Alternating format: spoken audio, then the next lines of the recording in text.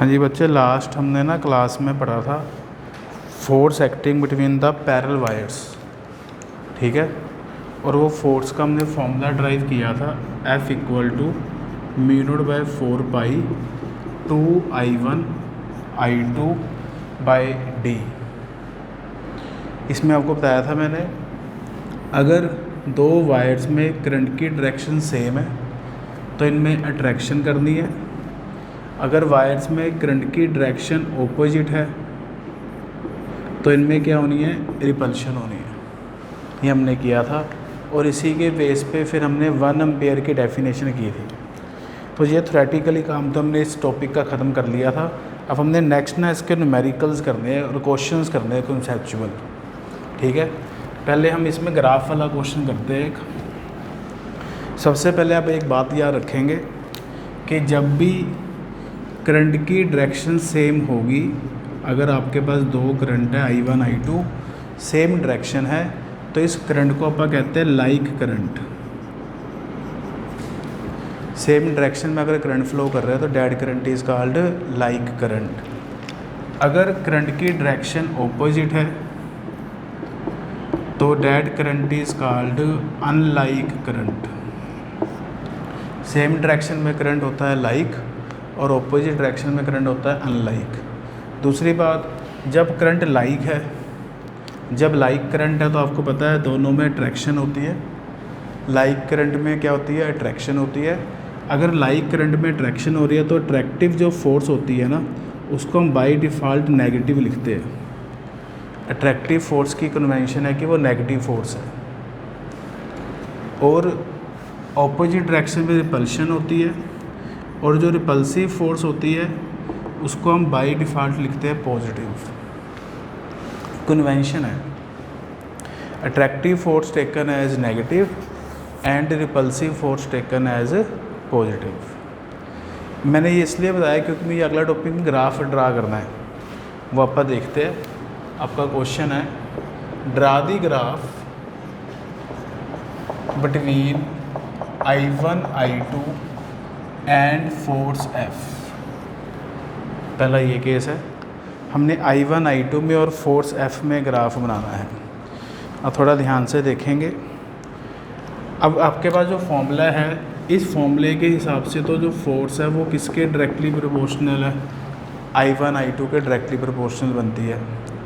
तो बच्चों को लगता है कि ग्राफ बनेगा स्ट्रेट लाइन, ग्राफ बनेगा तो स्ट्रेट लाइन ही, लेकिन ध्यान से देखेंगे कैसे बनेगा स्ट्रेट लाइन, ये देखते हैं। अब इसमें इधर आ जाओ। I1 I2 लाइक करंट का मतलब क्या होता है कि या तो दोनों करंट हमने बाय डिफ़ॉल्ट पॉजिटिव डायरेक्शन में ले लिए या दोनों करंट नेगेटिव डायरेक्शन में ले लिए। तो अगर I1 I2 दोनों पॉजिटिव डायरेक्शन में तो उनका जो प्रोडक्ट होगा वो पॉजिटिव आएगा। फोर्स क्या आपके पास नेगेटिव है। या दोनों I1 और I2 दोनों की डायरेक्शन नीचे की तरफ होगी, दोनों माइनस माइनस होंगे, उनका प्रोडक्ट भी क्या आ जाएगा, पॉजिटिव आ जाएगा। तो कहने का मतलब यह है कि जब I1 I2 पॉजिटिव होगा तो फोर्स क्या होगी, नेगेटिव होगी। सिमिलरली इस केस में देखो, I1 I2 की डायरेक्शन क्या है, ऑपोजिट है। तो अगर I1 I2 की डायरेक्शन ऑपोजिट है तो अगर I1 प्लस है तो I2 क्या होगा, माइनस होगा और वो नेगेटिव होगा। अनलाइक करंट में नेगेटिव होगा। अगर जो नेगेटिव है तो फोर्स क्या आपके पास, रिपल्सिव है। इसका मतलब हो गया कि जब I1 I2 नेगेटिव है तो फोर्स क्या आपके पास, पॉजिटिव है। तो आप अगर ग्राफ इसका बनाने की कोशिश करें तो इसका ग्राफ ना बच्चे आपका सेकंड और फोर्थ क्वाड्रेंट में बनेगा कि जब फोर्स पॉजिटिव है तो I1 I2 नेगेटिव है और जब I1 I2 पॉजिटिव है तो फोर्स नेगेटिव। मतलब एक पॉजिटिव है और दूसरा इसमें नेगेटिव है। मतलब सेकंड और फोर्थ क्वाड्रेंट में ग्राफ बनेगा और ग्राफ स्ट्रेट लाइन बनेगा, ठीक है। पहला केस अपना हो गया, हमने ग्राफ बनाया F में और I1 I2 में। दूसरा केस आप करते हैं, फर्स्ट ख़त्म हो गया केस अपना। सेकंड हम करते हैं, हम ग्राफ ड्रा करते हैं between force and distance D if I1 I2 is positive. ये दे रखा है, हमने F और D में ग्राफ बनाना है। अगर आपके पास I1 I2 क्या है, पॉजिटिव है। अगर आपके पास I1 I2 पॉजिटिव है, आपको पता जब I1 I2 पॉजिटिव होता है तो फोर्स क्या होती है, नेगेटिव होती है। ये मैंने यहाँ पे आपको बताया। और अपने पास जो फॉर्मूला है, इस फॉर्मूले के हिसाब से जो फोर्स है वो इन्वर्सली प्रोपोर्शनल टू D बनती है। ठीक है ना। आपके पास फोर्स नेगेटिव है, डिस्टेंस तो हमेशा पॉजिटिव ही होता है, तो बताइए क्या बनेगा ग्राफ। फोर्स नेगेटिव लेनी है, डिस्टेंस हमेशा पॉजिटिव ही होता है, तो आपके पास जो ग्राफ बनना चाहिए वो ये बनेगा, फोर्स नेगेटिव, और बनेगा इन्वर्स ग्राफ ही, लेकिन फोर्स हमने नेगेटिव रखनी है क्योंकि क्वेश्चन में गिवन है कि I1 I2 पॉजिटिव है, लाइक करंट गिवन है, मतलब लाइक करंट में जो फोर्स लेंगे वो नेगेटिव लेंगे। लास्ट और थर्ड केस है इसका, हमने थर्ड केस में ग्राफ बनाना है बिटवीन फोर्स एंड डिस्टेंस।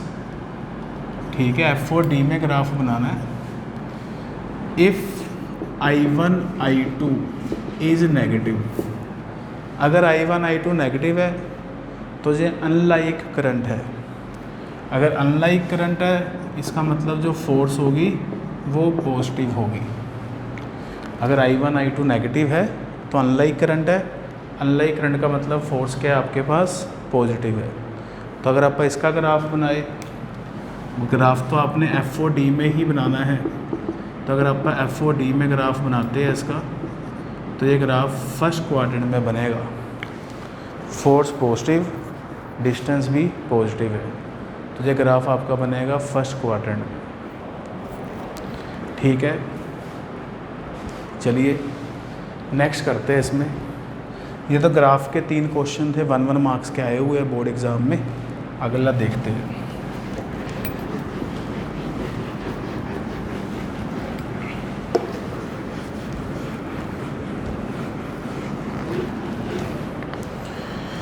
हमने बच्चे जो फोर्स का फॉर्मूला पढ़ा है, 2 पैरेलल वायर्स के बीच में डिस्टेंस D है, आपने ये वाला फॉर्मूला पढ़ा है μ0/4π 2I1 I2/D। और आपको याद भी होगा ये फोर्स का फॉर्मूला प्रॉपर नहीं है, ये क्या है, force acting per unit length है, force acting per unit length है। अगर हमें टोटल फोर्स चाहिए तो जो स्मॉलर वायर है ना उसकी लेंथ से मल्टीप्लाई करना है, तो ये आपके पास टोटल फोर्स आएगी। अब हमने टोटल फोर्स इसके जो यूनिट आएंगे ना आपके पास सोल्व करने पे, इसके जो यूनिट आएंगे वो न्यूटन आएंगे सोल्व करके, और पहले वाले के यूनिट आपके पास क्या आ रहे थे, न्यूटन पर मीटर आ रहे थे, इसके यूनिट आएंगे न्यूटन। तो ये फॉर्मूला आप याद करते हैं, इसी के अपन अब क्वेश्चंस करने हैं। तो फोर्स का एक्चुअली फोर्स के फॉर्मूले में आपने स्मॉलर वायर की जो लेंथ है ना उससे मल्टीप्लाई करना है।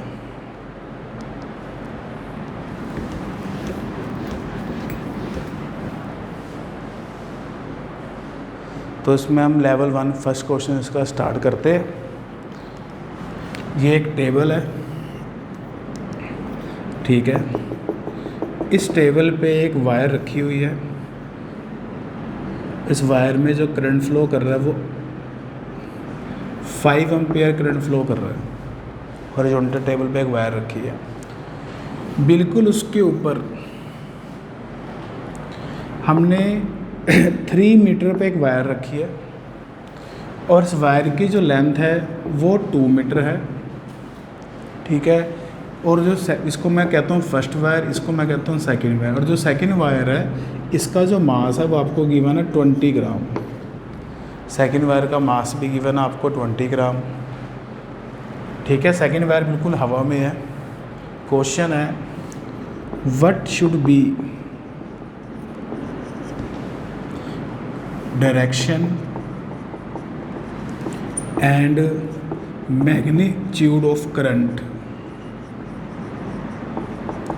In second wire. Second wire में डायरेक्शन क्या होगी और करंट का मैग्नीट्यूड क्या होगा, so that system in equilibrium, ताकि जो सिस्टम है वो इक्विलिब्रियम में हो, मतलब कहीं ना जाए वायर, बैलेंस रहे। बुक में इसकी स्टेटमेंट के टर्म्स में लिखा है, मैंने आपको डायग्राम डायरेक्ट बना दी है। अब डायरेक्शन चेक करो। सेकंड वायर का वेट पहले आप देखो कहाँ लगना चाहिए। सेकंड वायर का वेट कहाँ पे लगना चाहिए? वर्टिकली डाउनवर्ड लगना चाहिए। तो सेकंड वायर का वेट हमने बना दिया वर्टिकली डाउनवर्ड। बैलेंस करने के लिए सेकंड वायर पे फोर्स कहाँ लगनी चाहिए? अपवर्ड लगनी चाहिए। तो सेकंड वायर पे मैंने फोर्स लगा दी अपवर्ड ताकि बैलेंस हो जाए। अब ये चेक करो कि ये फोर्स जो मैंने बनाई है ये अट्रैक्टिव फोर्स है या रिपल्सिव फोर्स है। चेक कर सकते हो आप। तो ये फोर्स कौन सी है आपके पास? रिपल्सिव है। रिपल्सिव फोर्स में करंट की डायरेक्शन क्या होनी चाहिए? ऑपोजिट। अट्रैक्टिव फोर्स में सेम डायरेक्शन, रिपल्सिव फोर्स में ऑपोजिट डायरेक्शन। तो जो करंट होना चाहिए वो I2 होना चाहिए ऑपोजिट डायरेक्शन में। पहले तो मैंने डायरेक्शन ऑफ करंट बना दी, डायग्राम बनाई, उसमें मैंने देखा कि जो फोर्स है वो रिपल्सिव आ रही है। अगर रिपल्सिव फोर्स आ रही है तो करंट की डायरेक्शन क्या होनी चाहिए? ऑपोजिट। डायरेक्शन तो आ गई ऑपोजिट। अब मुझे करंट की वैल्यू भी बतानी है। तो वैल्यू बताने के लिए फोर्स F को मैं किस से बैलेंस करूँगा? mg से। F की वैल्यू कितनी है? μ0/4π 2I1 I2/d इंटू L लगाना है। L होती है स्मॉलर वायर की लेंथ इक्वल टू mg। करते हैं value put.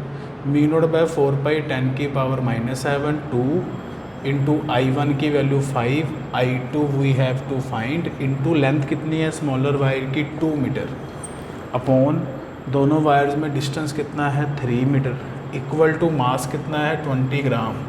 20 gram means 20/1000 into जी की वैल्यू कितनी है? 10। ठीक है, ये सारा कुछ आप सोल्व करके तो आपके पास आंसर आ जाएगा।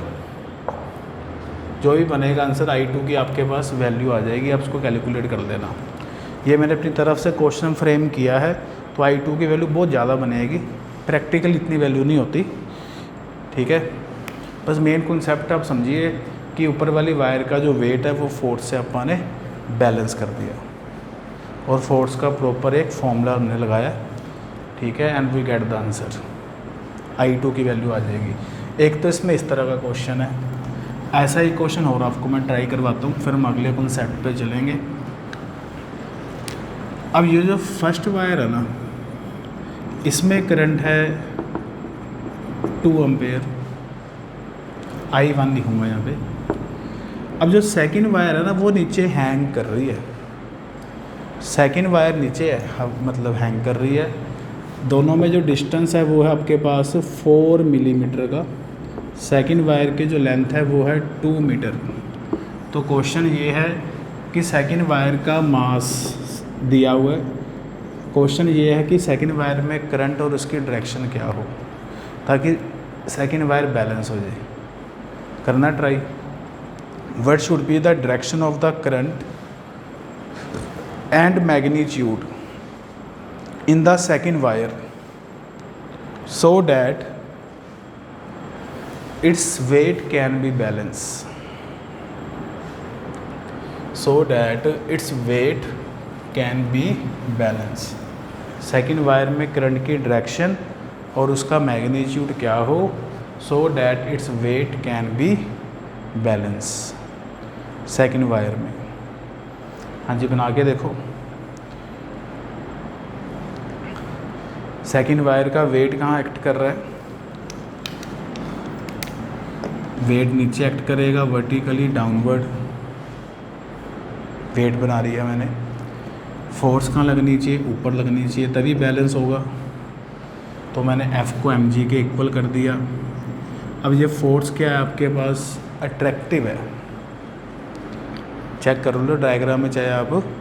ये जो फोर्स है ये कौन सी फोर्स है? अट्रैक्टिव फोर्स है। अट्रैक्टिव फोर्स में करंट की डायरेक्शन क्या होती है? सेम होती है। तो अगर करंट की डायरेक्शन सेम है तो आपने I2 उसी तरफ बनाना है। अट्रैक्टिव फोर्स में करंट की डायरेक्शन सेम है।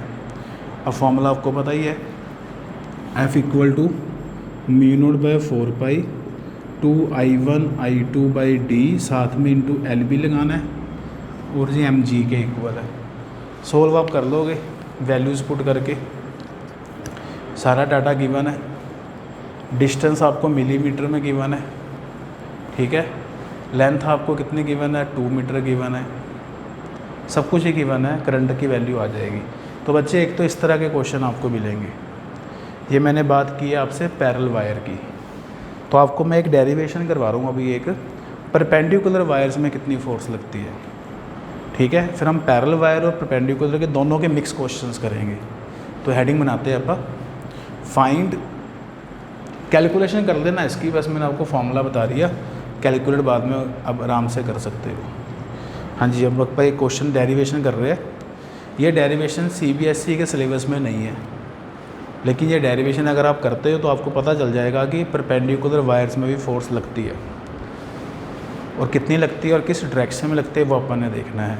तो लिखेंगे find the force acting between perpendicular wires, find the force acting between perpendicular wires. लिख लो कॉपी पे, नोट इन CBSE सिलेबस। हाँ जी, ये करंट है I1 और ये परपेंडिकुलर वायर में करंट फ्लो कर रहा है I2। ये डिस्टेंस है D और परपेंडिकुलर वायर की जो लेंथ है वो है L, ठीक है। इसमें मैंने फोर्स पता लगानी है। सबसे पहले अब ये देखो, जो I1 वाली वायर है इसके कारण मैंने यहाँ पे एक ना स्मॉल एलिमेंट सपोज कर लिया, उसकी लेंथ dx है और वो ना स्मॉल एलिमेंट x डिस्टेंस पे है। स्मॉल एलिमेंट सपोज किया मैंने परपेंडिकुलर वाली वायर पे। अब आप ये बताओ, इस स्मॉल हिस्से में मैग्नेटिक फील्ड कितना बनेगा स्ट्रेट वायर का, फर्स्ट वायर का मैग्नेटिक फील्ड, स्ट्रेट वायर है ना, तो क्या फॉर्मूला होता है, μ/4π 2I1/x। यही होता है इन्फिनिट वायर का फॉर्मूला, μ/4π 2I1 डिस्टेंस x। इस पॉइंट पे बता रहा हूँ मैग्नेटिक फील्ड। डायरेक्शन देखना, करंट ऊपर की तरफ है, पॉइंट उधर है, तो पाम कहाँ जा रही है, अंदर जा रही है, तो मैग्नेटिक फील्ड B1 की जो डायरेक्शन बनी वो आपके पास क्रॉस बन गई, ठीक है। डायरेक्शन अपन ने क्रॉस बना दी। अब इस B1 मैग्नेटिक फील्ड में एक छोटा सा एलिमेंट है, कितनी लेंथ है उसकी, dx।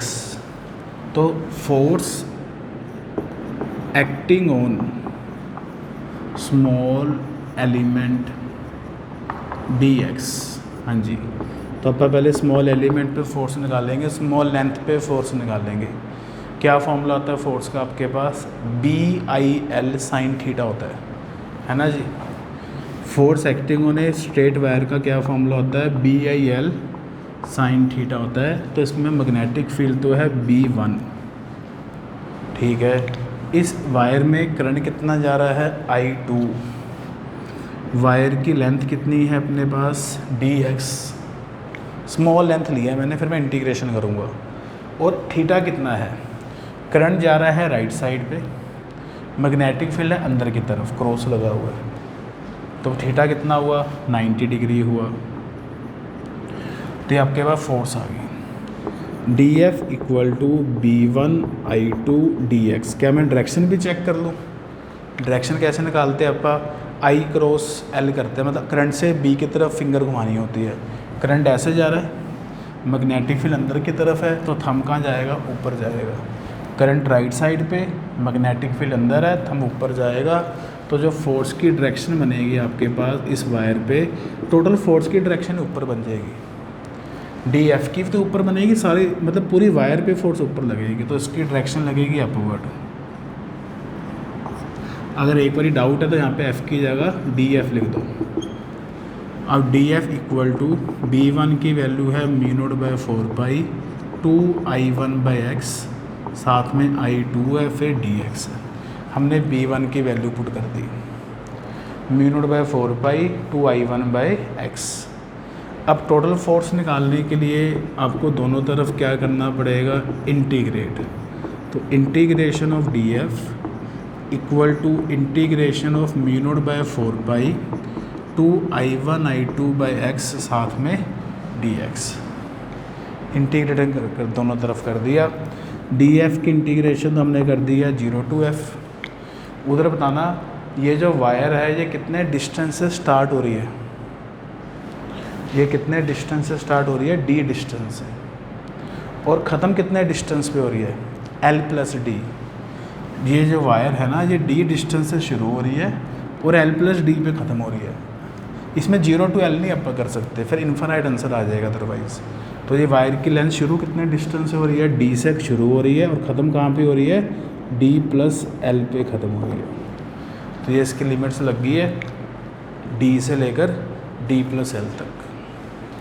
चलिए इसको सोल्व कर लेते हैं। डी एफ की इंटीग्रेशन तो f होगी इक्वल टू μ0/4 2i1i2। हाँ जी, क्या लिखा हुआ इंटीग्रेशन में आपके पास, dx/x लिखा हुआ है। dx/x की इंटीग्रेशन क्या होती है, log x, limit from d to d plus l। तो आपके पास जो फोर्स की वैल्यू बनी है ये μ0/4 2i1i2 ब्रैकेट, अपर लिमिट है d plus l minus lower limit है d। तो बस दिस इज़ द आंसर, है ना जी। तो ये एक तरह का आपका बन गया log a minus log b भी बन गया। तो ये μ0/4 2i1i2 log of d plus l by D बन जाएगा, ठीक है ना। डायरेक्शन कहाँ पे है फोर्स की, डी एफ भी अपवर्ड है, तो नेट फोर्स भी की डायरेक्शन क्या आएगी, अपवर्ड ही आएगी। तो ये कॉन्सेप्ट ना न्यूमेरिकल करने में बड़ी अपने को हेल्प मिलेगी, इसलिए आपको ये मैंने परपेंडिकुलर वाला केस करवाया। चलिए नेक्स्ट क्लास में हम इसके क्वेश्चंस करेंगे पैरेलल वायर के एंड परपेंडिकुलर वायर के। Thank you.